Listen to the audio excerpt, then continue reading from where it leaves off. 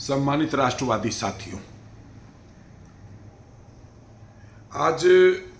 13 सितंबर को वक्फ बोर्ड के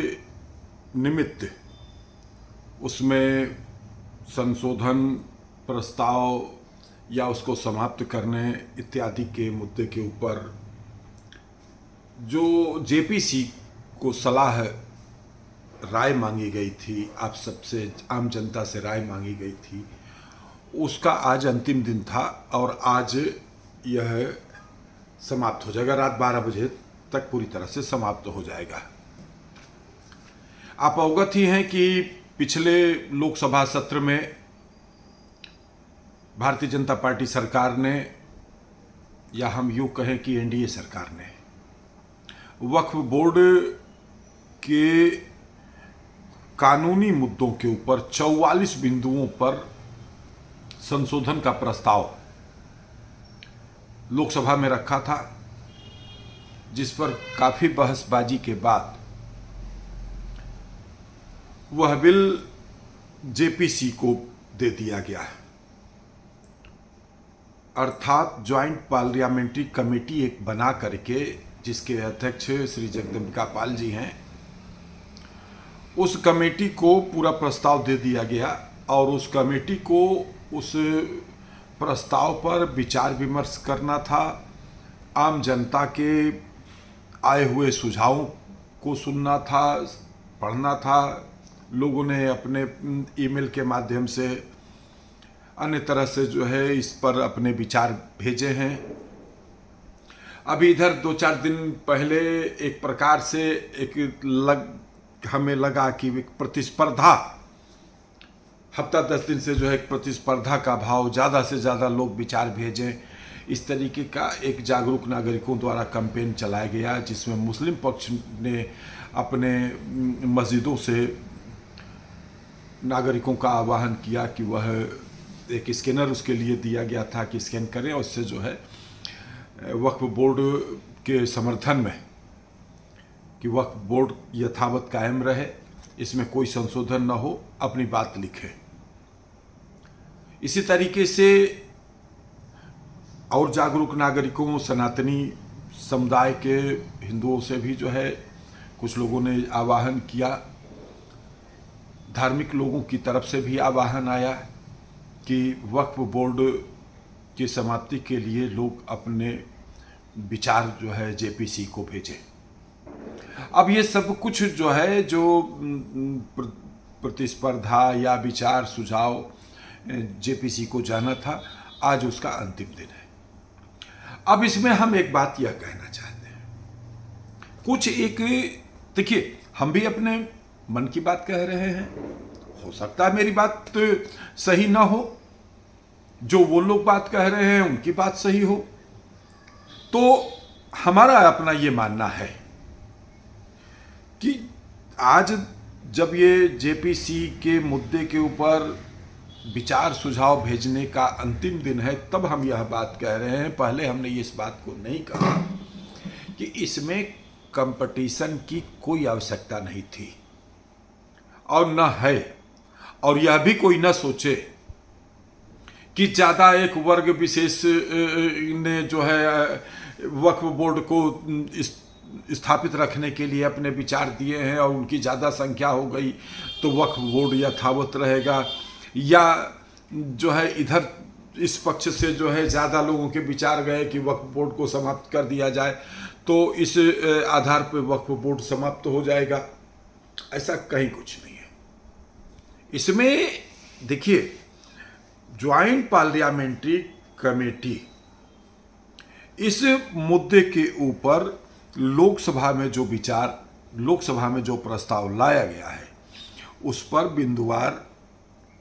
आपस में चर्चा करेगी, चर्चा कर रही है। उसकी 2 बैठकें भी हो चुकी हैं, जनता से भी सुझाव मांगे गए हैं कि भाई जनता भी अपने सुझाव दे।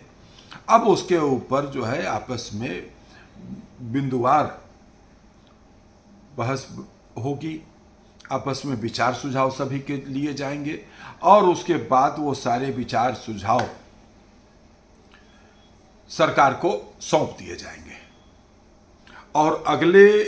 शीतकालीन सत्र में इसके ऊपर एक बार फिर से लोकसभा में यह बिल आएगा, और यह बिल आएगा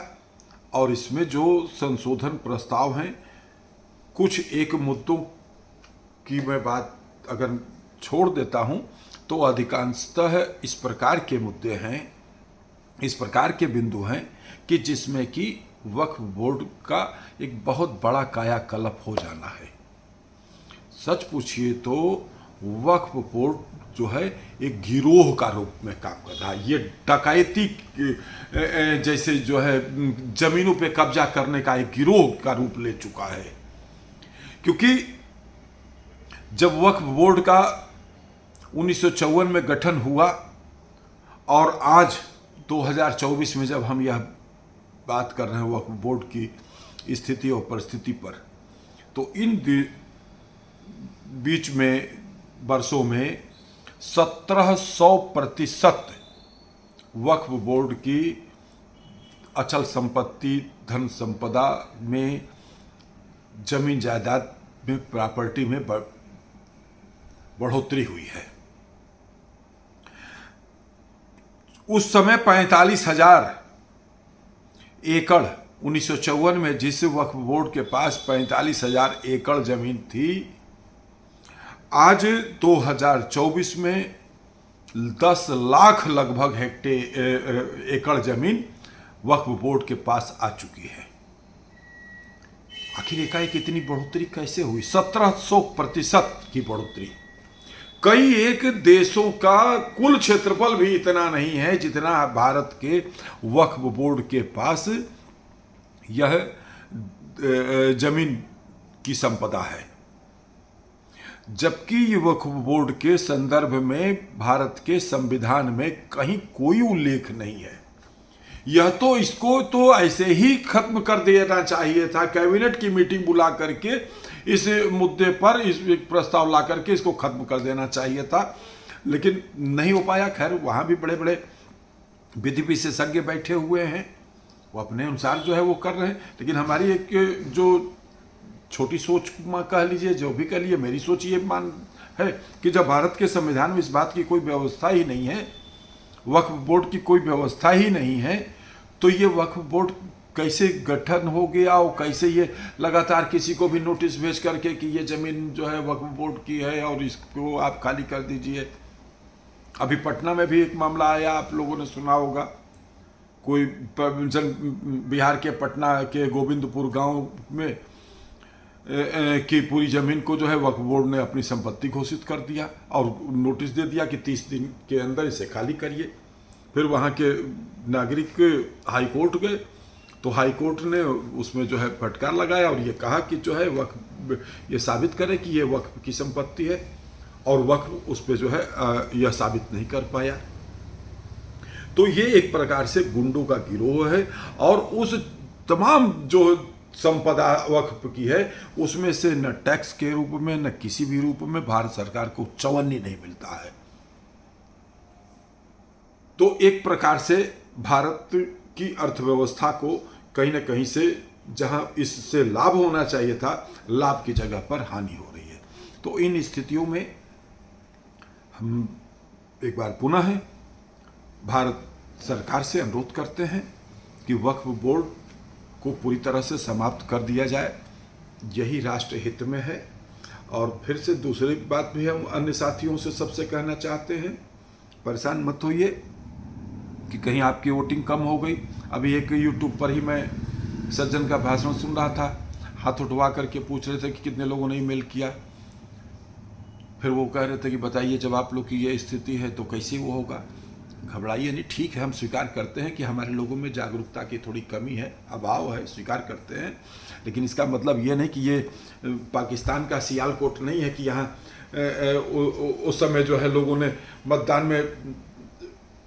निष्क्रियता का परिचय दिया और इस कारण जो है सियालकोट जो पाकिस्तान का है उसमें मतदान हुआ था कि मतदान के आधार पर लोग घोषित बताएं कि सियालकोट भारत में रहेगा या पाकिस्तान में रहेगा। तो पाकिस्तान के समर्थन में ज़्यादा लोगों ने वोटिंग कर दी तो सियालकोट जो है पाकिस्तान में चला गया। तो यहाँ कोई वोटिंग नहीं है कि ज़्यादा उधर से वोटिंग हो गई है तो गड़बड़ हो जाएगा। कुछ नहीं होगा, वक्फ बोर्ड जाएगा, विश्वास रखिए। धन्यवाद। जय मातृभूमि, जय भारत।